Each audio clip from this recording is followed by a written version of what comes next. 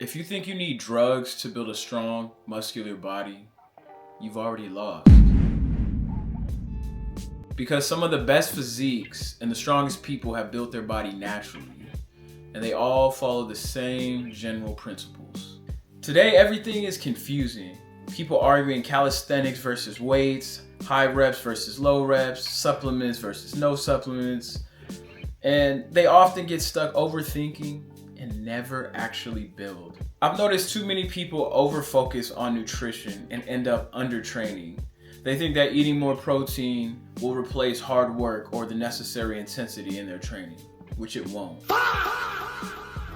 Now don't get me wrong, nutrition is absolutely important, but training is the stimulus.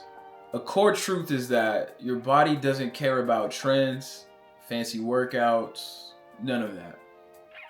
All it cares about is resistance applied with intensity over time. Another key is intensity. Not just going through the motions, but actually pushing yourself close to failure. Being close to failure, that is the pocket in which growth lives. Now, what is failure? Does that mean falling over on the ground, throwing up, hurting yourself, breaking a bone? No. It means when your form starts breaking down mechanically. Now think of, say when you're doing a set of curls, you get close to your last few reps and then you notice you start arching your back, you start using your legs. That is where you're close to failure. Now I mentioned earlier people were arguing about high reps and low reps, which I think now at this point is almost a meaningless argument because you can build muscle with 5 reps, 10 reps, 20 or even 30 reps. The thing is, you just have to push yourself close to failure. You have to train with the right amount of intensity.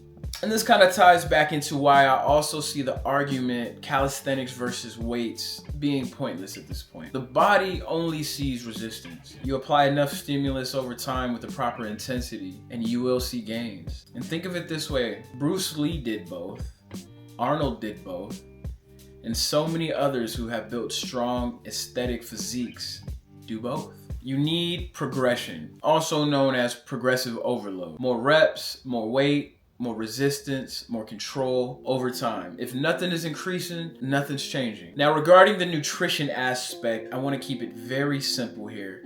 It is a very nuanced, very hotly debated topic, but I just want to stick to the meat and potatoes of this. Aim for whole foods as your base, 0.7 to 0.1 grams of protein per pound of body weight. That should get you enough protein, for the body to recover, to build muscle. Get your carbs, fruits, veggies. Supplements are optional. They're not necessary, but they are optional and can be helpful. Whether it's a protein powder, creatine, glutamine, magnesium, etc. And I just wanted to double back on that point of balance. Training cannot replace bad nutrition, and nutrition cannot replace bad training. You gotta balance them. It's a delicate dance, but don't forget what really drives the stimulus. So if you wanna build muscle naturally, just do this. Train hard, close to failure, use a variety of rep ranges, progress over time, and eat enough to recover. That's it. Now the reality is,